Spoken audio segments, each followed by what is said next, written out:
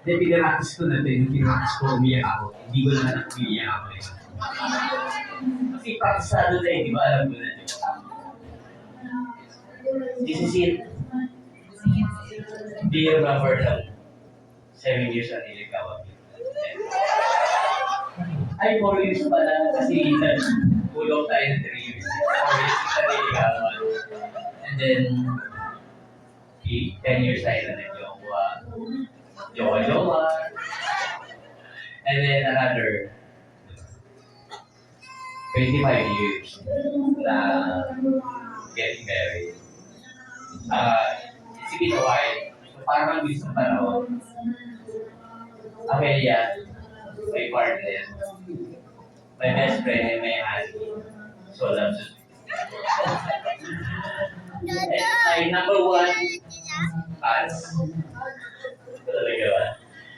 And thanks God na we've been together. Too far now.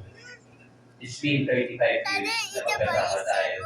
To do the math, 66% ng buhay ko magkasama tayo. Asawa, ano?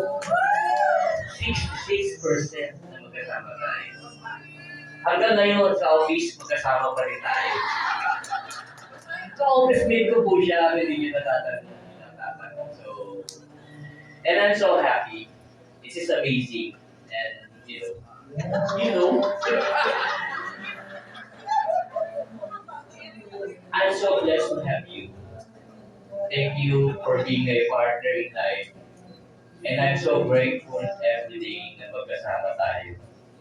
At kung minsan, hindi naman tayo nakakaintindihan. Alam naman yung nakakaedad na, nakakarit yung, di ba, medyo bugnutin. Salamat sa pagiging patience and understanding. Kahit matigas ang ulo ko, alam mo yung ang dami ko nang binilig si Papos, ang dami ko nang binilig medyas. Ang sabi ko niya, pinagpapa ako, kapos ka ba?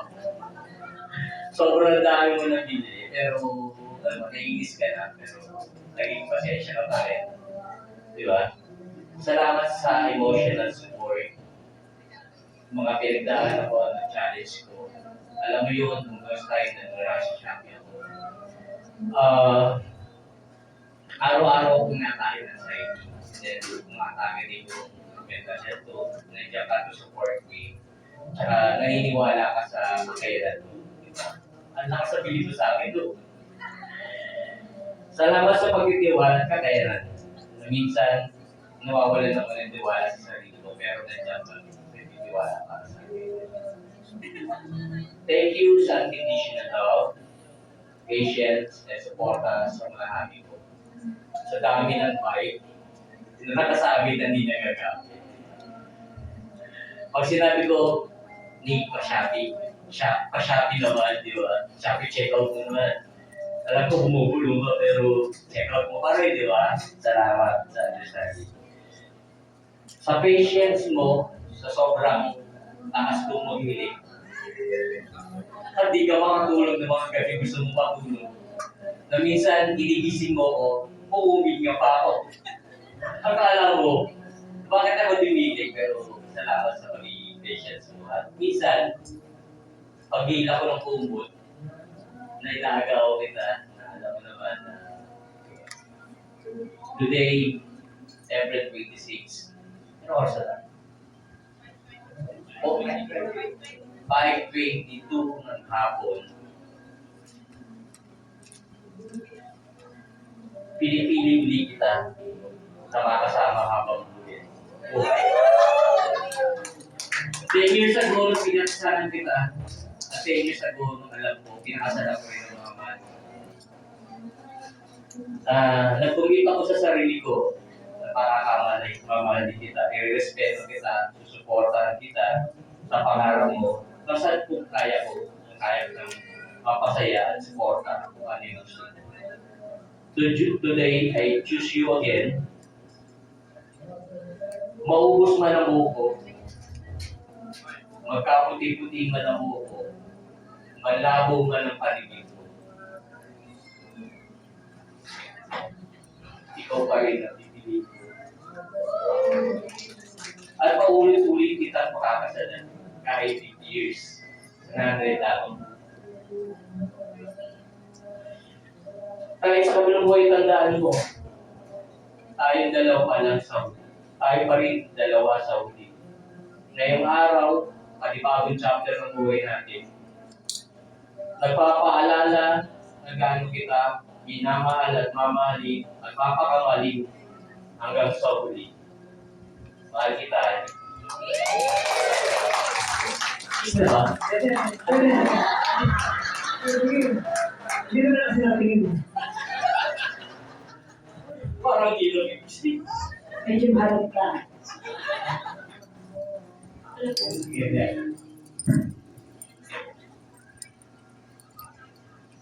At si Maria. Oo. Ito na nga, yung pinaka-naintay natin. First, salamat sa Panginoon sa akin ito. Mula noon hanggang ngayon, He is faithful and sobrang generous sa ating pagsasama. Lori, Oleg, Nolan, Brownie, Mane, ipapahalin ng buhay ko. Sa araw-araw, na nakikita kita at kasama, lagi ako napapathank you, Lord. Nagawayan natin. Binigyan niya ako ng kayamanan. Higit pa sa anumang bagay. When people ask me, kamusta ang buhay ni asawa? I always say na hindi perfect. May mga aberya at pagsubok. Pero at the end, nasasabi ko na pag-aak at sagana.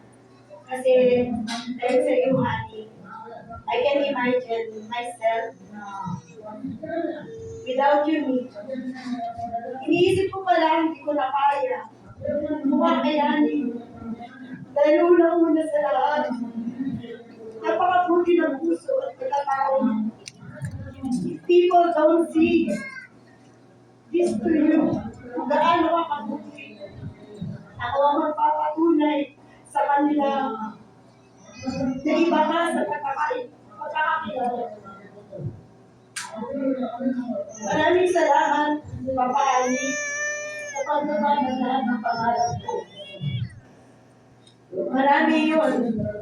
At matagal pa. Isa-isahin ko lang yun. Ang latest, kahit ito ay 2 years ago na, nakakakilig pa rin. Sa akin daw kasi, pinaranas ng Panginoon sa akin nung nag-jowa ako sa office. Pangarap ko talaga yun. Akalain mo, after 23 years, magiging magka-office mate talaga tayo. Talaga. Salamat kay Miss Lani. Talaga naman ang Panginoon sa iyo ang mapaglaro at palabiro. Alam niya talaga kung saan ako kikilig. Sa opisina pala yun. Seriously, maraming salamat, Papa Andy, sa walang hanggang pagmamahal mo sa akin, sa pamilya mo, at sa pamilya ko. Hindi ko man ito masuklian kagaya ng magbibigay mo. Asahan mo ng bibig ko palagi sa iyo, sa lahat ng ganap sa buhay mo. Sa pagkakataon na may at ako ang magiging lakas. Sa panahon walang naniniwala sa iyo, ako ang maninindigan sa paniniwala mo. Sa mga araw na hindi ko maintindihan ang nangyayari sa iyo, sa kapaligiran mo, ako magpapaliwanag ng mga kapaligiran mo. Pangako na hanggang muli, kasama mo ko sa hirap, sa mas mahirap, at sa pinakamahirap na sitwasyon ng buhay. Mananatili ang paghanga at pag-ibig ko sa iyo. Hanggang sa susunod na 25 years, doon ginawa ng Ama ang pagmamahalang ito magtawid pa sa kanyang paraiso. Dahil naman kita, higit pa sa iyo, gusto kong kapal. Hingin ko lang na mas kunawain mo pa ako sa mga panahon hindi ako kaibig-ibig. At sa panahon hindi rin ako gaano makaintindi at makadinig.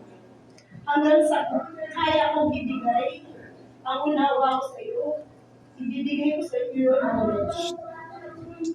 Huwag mo lang ako sunitan. Pag di mo agad nabibigay yung putos mo. Ngayong araw na ito, ang pangako ko natin, mula noon, 35 years ago, pangangalagaan ko, igagalang ko, at laging isasabi ko. Yung promise natin ni, walang iwanan, walang hahanapin, basta kasama kita. Hanggang mag-usap tayo ng mali. Tandaan mo, nandito ka na sa puso ko. Mula noon hanggang ngayon, Mr. Velasco.